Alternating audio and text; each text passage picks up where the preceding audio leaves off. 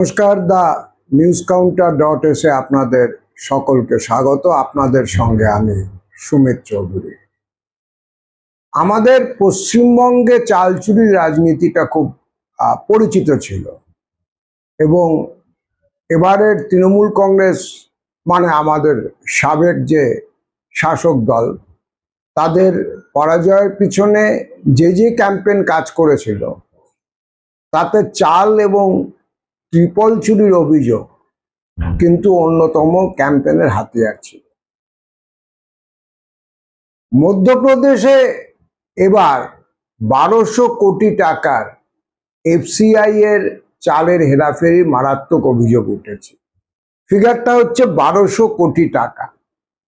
এবং তার থেকেও বড় কথা, যে চাল নিয়েই হেরাফেরির অভিযোগ উঠেছে সেই চাল প্রাইমারলি বরাদ্দ ছিল ওখানকার গর্ভবতী মহিলাদের বিনামূল্যে দেওয়ার জন্য যে প্রকল্প আছে তার জন্য। যদিও সরাসরি আমাদের এখানকার মতো এখন পর্যন্ত কোনো নেতা মন্ত্রীর নাম এই কেলেঙ্কারিতে জড়িয়ে যায়নি, কিন্তু বহু বিতর্কিত ইথাইল কারখানা, এই ইথানল কারখানার যেটা আমাদের এখন তেলের সঙ্গে মেশানো হচ্ছে এবং যেটা নিয়ে প্রচুর বিতর্ক শুরু হয়েছে যে নীতিন গডকরির ছেলে মূলত এই ইথানলের কারবারের সঙ্গে যুক্ত এবং এই ইথানল মেশানো তেলের জন্য মাইলেজ কমছে, মেশিন খারাপ হচ্ছে। তো সেই ইথানল প্রকল্প বিশেষত মধ্যপ্রদেশের ছিন্দাওড়ার একটি প্রকল্পের নাম এই গোটা এফসিআই এর ১২০০ কোটি টাকার চাল কেলেঙ্কারিতে জড়িয়ে গেছে।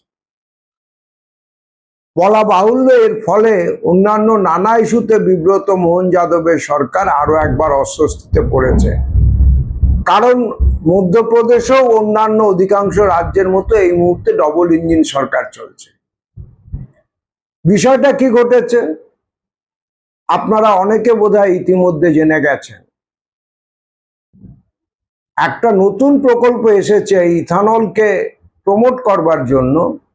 ইথানল মূলত তৈরি হয় চাল, আখ এরকম বিভিন্ন খাদ্য সামগ্রী থেকে, যেটা তেলের সঙ্গে মেশানো হয় জ্বালানি পরিপূরক হিসেবে। সেটা প্রযুক্তির ব্যাপার, আমি তার মধ্যে ঢুকছি না। মধ্যে কথা হচ্ছে, এই যেহেতু চাল থেকে ইথানল তৈরি হয়, এখন এফসিআই নতুন সরকারের যে সাবসিডি নিয়ম ইথানলের জন্য, তাতে একটা ব্যবস্থা করেছে যে একটু পুরনো হয়ে যাওয়া, একটু ভেঙে যাওয়া চাল, সেগুলো ২২০০ টাকা কুইন্টাল, মানে রাউন্ড অ্যাবাউট ২২ টাকা কেজিতে তারা ইথানল কোম্পানিগুলোকে দিয়ে দেবে। আর আমাদের এফসিআই চাল প্রক্রিয়া করে ৩৪ টাকা সব মিলিয়ে পড়ে যায়।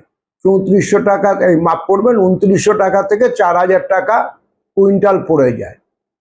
অর্থাৎ ৩৯ বা ৪০ টাকা দরে প্রক্রিয়া করা চাল সাবসিডি দেওয়ার জন্য ইথানল কোম্পানিগুলোকে ২২ টাকাতে দিয়ে দেওয়া হয়।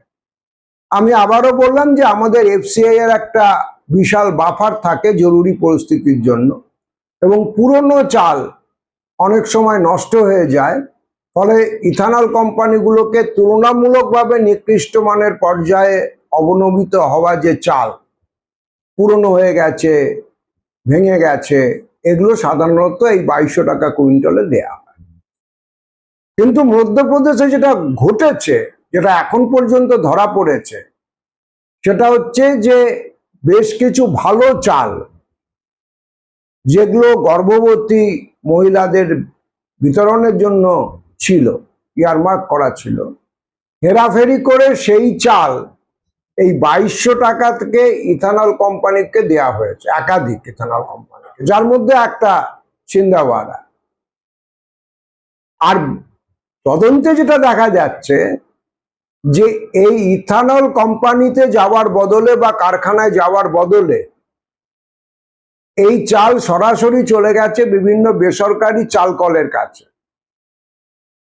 আর চাল কলগুলো এই ২২০০ টাকায় কেনা চাল নতুন ব্যাগে ভরে নতুন প্রোডাক্ট হিসেবে তারা আবার এই এফসিআইএ কে 4,000 বা 3900 টাকাতে বিক্রি করেছে। এটা হচ্ছে প্রতারণার জায়গাটা। এফসিআই এর চাল কেনা হচ্ছে 2200 টাকা কুইন্টালে, শিখণ্ডী খাড়া করা হয়েছে ইথানল কারখানাকে, আবার এফসিআই কে নতুন ব্যাগে ভরে বিক্রি করে দেওয়া হয়েছে 3900 বা 4000 টাকা কুইন্টালে। এখন পর্যন্ত যেটুকু জানা গেছে সেটা এই কেলেঙ্কারির আপাত যে হিসেব পাওয়া গেছে সেটা 1200 কোটি টাকা। কিন্তু অনেকে বলছেন এটা টিপ অফ দ্য আইসবার্গ।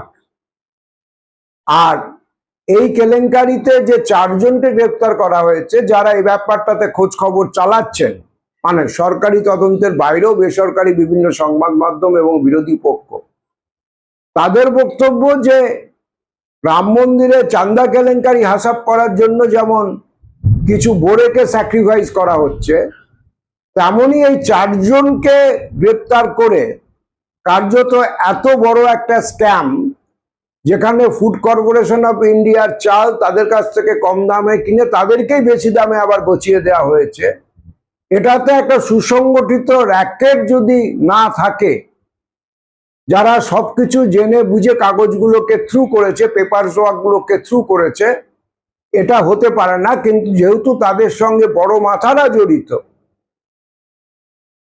সেই জন্য এদেরকে সামনে আনা হচ্ছে না। তো এখন লালু প্রসাদ যাদবের গাওলা কেলেঙ্কারি, সেটা টেনে টুনে বাড়তে বাড়তে খুব বেশি হলে 700-750 কোটি টাকার হয়েছিল। বোফোর স্ক্যাম নিয়ে যেটা প্রচুর হল্লাগোল্লা হয়েছিল, সেখানেও টাকার অ্যামাউন্ট এর তুলনায় নস্যি, যার কারণে রাজীব গান্ধীর সরকার কার্যত পতন ঘটেছিল। লালু প্রসাদ যাদবেরও রাজনৈতিক পিছুয়াটা শুরু হয় গাওলা কেলেঙ্কারিকে কেন্দ্র করে। তো সেই তুলনায় এখানে সরাসরি প্রসূতি মায়েদের জন্য বরাদ্দ এফসিআই এর 1200 কোটি টাকার চাল ঘোটালা, এটা কিন্তু ভলিউমের দিক থেকে এবং সামাজিক গুরুত্বের দিক থেকে কোনোটাই কম নয়। বিজেপি নেতৃত্ব চেষ্টা করছেন ব্যাপারটাকে তদন্তের নির্দেশ দেওয়া হয়েছে সরকারের, অন্তত রাজ্য সরকারের কেউ নয়, এফসিআই কেন্দ্রীয় সরকারের সংস্থা ইত্যাদি ইত্যাদি বলে। কিন্তু মুশকিল হচ্ছে কেন্দ্রীয় সরকার এবং রাজ্য সরকার এখন একই রাজনৈতিক শক্তি চালাচ্ছে। আর দ্বিতীয়ত, মধ্যপ্রদেশ বিজেপির সময়টা এই মুহূর্তে ঠিক ভালো যাচ্ছে না, কারণ সামনে দাতিয়া বিধানসভার ওখানে দৈতা বিধানসভা কেন্দ্রে উপনির্বাচন। গত নির্বাচনে ওখানে কংগ্রেস প্রার্থী বিজেপির প্রভাবশালী নেতা নরোত্তম মিশ্রকে হারিয়ে জিতেছিলেন। একটি মামলায় কংগ্রেস প্রার্থী দোষী সাব্যস্ত হওয়ায় নিয়ম অনুযায়ী তার বিধায়ক পদ বাতিল হয়েছে, নতুন করে নির্বাচন হচ্ছে।